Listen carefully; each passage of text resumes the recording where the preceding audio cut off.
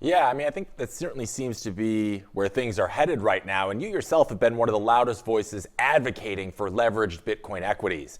This July, we saw a bit of a correction. Does that in any way, I mean, it's seemingly not, but I'd love to hear from the horse's mouth itself. Does that shake your conviction at all? Or do you think this is just typical growing pains of a new asset class?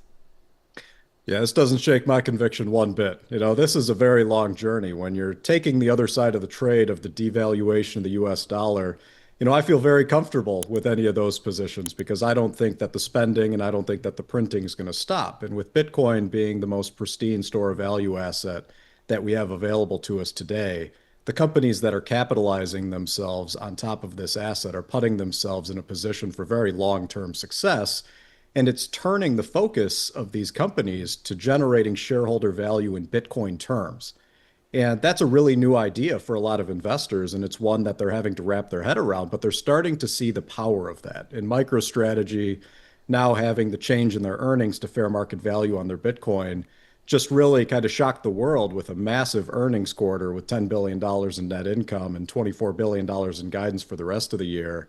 That's going to raise a lot of eyebrows, and people are going to start wondering what's going on here. And what they're going to find on the other side of that question is radical transparency for your investors and an iron will to accumulate Bitcoin and raise the Bitcoin per share for them. Interesting. And Sequin's partnered with you and your team at Swan for their strategy, buying at the time Bitcoin near what was all-time highs. In hindsight, would you advise companies to pace their allocations differently, or is there just never a bad time to buy Bitcoin if you're playing the long game? There's never a bad time to buy Bitcoin, and you're never going to be able to know exactly what the market's going to do at any time. We're getting more used to the shakeups that come with the Trump tariff talk. That's one that's been hitting the market over and over again. But fluctuations in Bitcoin when you have a long-term thesis is just noise. In the community, we all seem to know or think we know where Bitcoin's going to go over the long term, and we have massive conviction that this is going to be $1 million plus asset here in the not so distant future. So I think that regardless of when you're buying Bitcoin right now, if you just look further down the path and you see what's going on with the macro economy, you see the impacts of AI coming into the economy, you see the spending bills, you know that the debt's increasing and they're going to have to deal with that.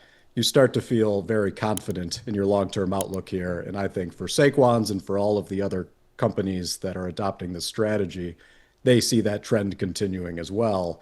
And for Swan, partnering with a company like Saquon's is a huge moment in this industry because it's really the first deal of its kind where they're bringing in a partner with a company that's Bitcoin native. Bitcoin is core to what Swan's been doing since the very beginning. And we've been helping our customers accumulate Bitcoin and custody Bitcoin. So we understand, how to accumulate Bitcoin at scale and how to make sure that you're putting in robust risk frameworks to make sure you're protecting that Bitcoin on behalf of your customers. And that's something that corporations have a learning curve around as well. And so luckily we're here to help them really accelerate that journey and put in the right framework so they can pursue this strategy for a very long time. Yeah, and I was really excited when I knew you were coming on the show because you mentioned strategy. They've kind of been the belle of the ball as of late, specifically with this corporate Bitcoin treasury plays that we've been seeing. I know you've studied Bitcoin treasury stocks like Strategy and Metaplanet very extensively. What do you think makes them so unique, but maybe also potentially misunderstood as we enter this new era of Bitcoin treasuries? Yeah, Strategy and Michael Saylor are clearly the pioneers in this space. Someone has to take the risk and really define the rules of the road for everybody else to be able to follow. And that was what Saylor really did. He had to go into in each of these individual markets and show that there was demand from these investors that would invest in this type of a value proposition. And he's been doing that through the equity markets, through the debt markets, now through the preferred markets. And that's making it possible for all the companies that are following in their footsteps to really be strategic about how they deploy this playbook. Metaplanet in Japan, they found a really unique opportunity, and Simon and Dylan have been capitalizing on it in a big way where they've got a tax arbitrage over there where it's actually better for investors in Japan to get exposure to Bitcoin through what's called their NISA accounts because there's a tax benefit. If they're holding Bitcoin itself and trading in and out of Bitcoin, that can hit them with more than a 50% tax rate. But if they're holding a company like Metaplanet in their NISA accounts, it's down to like 20. And now you just saw them announce that they're launching perpetual preferreds in Japan. And that's a huge moment for a company like Metaplanet because Japan has a really unique rate environment. Their rates are incredibly low. So they're yield starved. And so being able to bring a product to market that's going to offer, I believe the cap on what they're offering is about 6%. That's huge compared to, their overnight rate, which I believe is around 0.5%.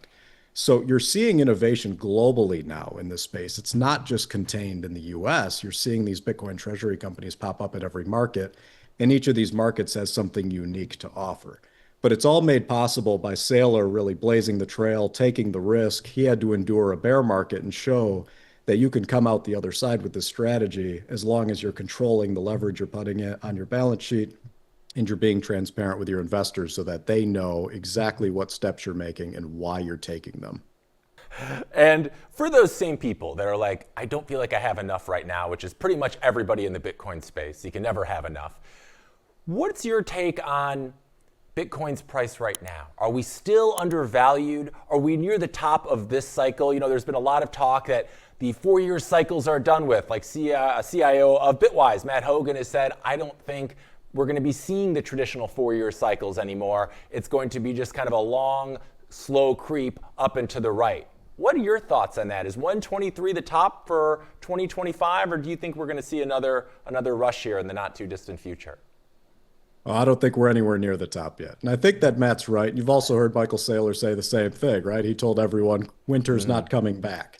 And he very well may be correct. You got to realize that with all these corporations coming in, you've got a different type of buyer in the market now. The past several cycles were really guided by traders and venture capital that was trading in the market. And so when you would start to see these high leverage plays being put on, they would hit liquidations. You'd get the cascading liquidations. It would impact the price of Bitcoin in a very big way. What you're starting to see now when you have companies like Strategy and Metaplanet and Saquons that are out here who are putting in a treasury strategy that's only directionally long. These are not traders. They're accumulating Bitcoin. That Bitcoin's going on the balance sheet, and that's where it's staying. You're building a new type of structural bid underneath Bitcoin. There's always buyers underneath it now. And I think it's a matter of time before sellers at these levels get exhausted and the price has to move up to find where that next tranche of sellers is going to come from. So I do think that we have a structurally different market around Bitcoin. And, seeing it drop from 123 down to the 115 range, if you've been in Bitcoin long enough, you learn to expect periods of volatility, but the volatility has actually been dampened over time as we've seen more and more buyers coming into the space. So I think that eventually that demand is going to overwhelm the supply. And Bitcoin with a truly fixed supply, the only thing that can give is going to be the price. And I think we're going to see a repricing much, much higher. Yeah, no, I'd have to agree with you. I think structurally we're in a completely different era during like Bitcoin's maturation process with all these big companies jumping on board, and we're no longer driven by retail traders that are trying to, carve profits off of frothy prices and, do these day trades. But with the treasuries, it does beg the question.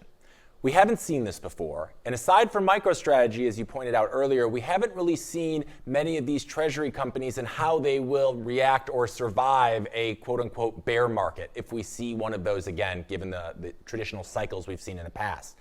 How do you see that playing out? Do you think maybe some weaker hands might be over leveraged and then they could sell off? Could that cause a domino effect for companies that didn't buy in as early as MicroStrategy? Does that concern you at all as we go forward and kind of figure out this new phase of Bitcoin's maturation process?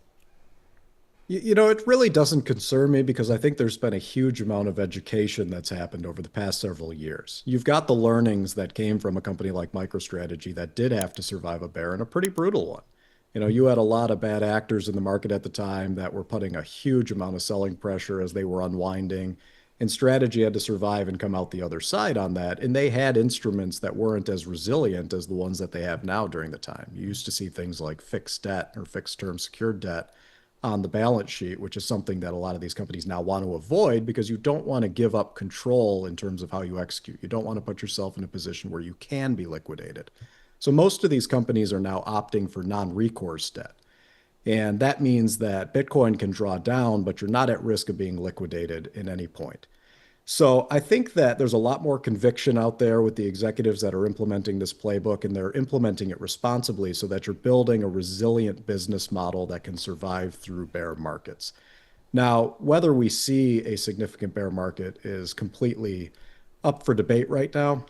But the other thing that I would point out is people think that this market is significantly larger than it is. You know, you've got really one true player of scale out there, which is strategy, and everyone has seen and Saylor's communicated very well just how resilient they are at this stage.